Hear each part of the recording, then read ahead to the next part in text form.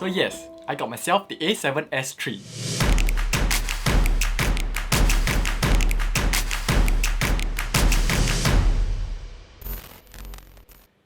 Hey guys, what's up? My name is Bernard and welcome to the channel. It's been less than a week since I got myself the A7S III, and as much as I love that camera, some aspects of it have really disappointed me. They are not total deal breakers, but I think it's important that you know what they are and take them into consideration if you're about to spend so much money on a camera. I have three main issues with this camera, and let's begin with the smallest one and progress accordingly. As many of you will know, the A7S III comes with many new recording options like 4K slow-mo and 10-bit colors.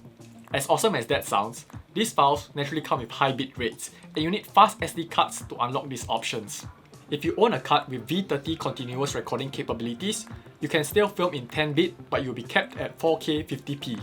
If you like to film at 4K 100p, you will need at least a card that is rated V60. To unlock all recording options, you will need a V90 card. Do take note that not all high-speed UHS 2 SD cards are suitable for this camera.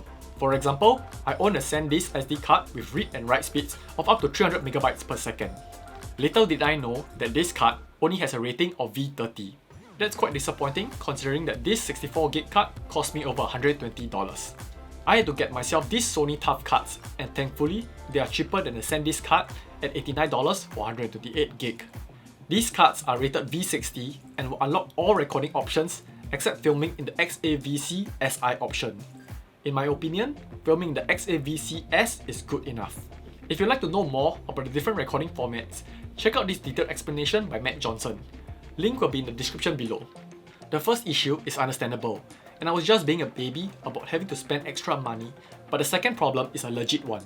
After exploring all the different file formats, I realized that one way or another, you can choose between recording in 8-bit or 10-bit in all frame rates and all resolutions, all except for 100 frames per second in 1080p. That makes me really curious as you can record 10-bit in 4K 100p, but yet we can't do so in a lower resolution. I personally feel that this resolution and frame rate is commonly used by videographers, and this will disappoint many. My last issue with this camera is the biggest and the most annoying one. For those that don't know this, one of my favorite features about Sony cameras was that you can toggle between full frame and APS-C mode. This gives you extra reach with your camera no matter what lens you use, and I use this feature all the time. For some reason, they disabled this feature when you're filming in 4K. That's really disappointing because my main purpose of getting this camera is so that I can film in 4K more often, and I really like having that feature. In fact, this feature was not disabled in the A7 III and the A7R III, so I don't get why they have to do it to the A7S III. These are my main three problems with this camera, and like I mentioned earlier, they are not total deal breakers, and I probably would have still bought this camera even if I knew of these problems. I hope that the disappointments I faced can help you make a more informed decision when you're purchasing this camera. To make things clear, I do not dislike this camera. I just slightly regret buying it so early when it is at its most expensive.